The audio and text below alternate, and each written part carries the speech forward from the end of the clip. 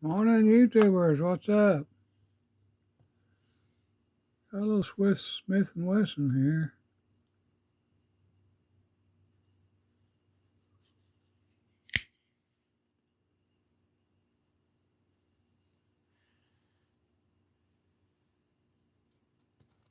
Metal handle feels like.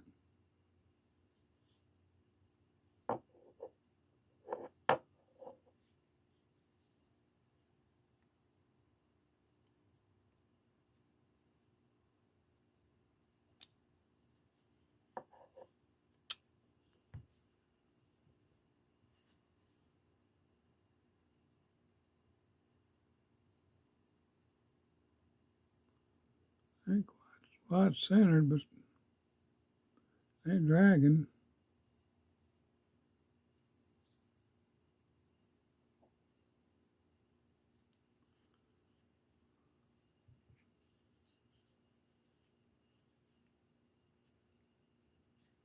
You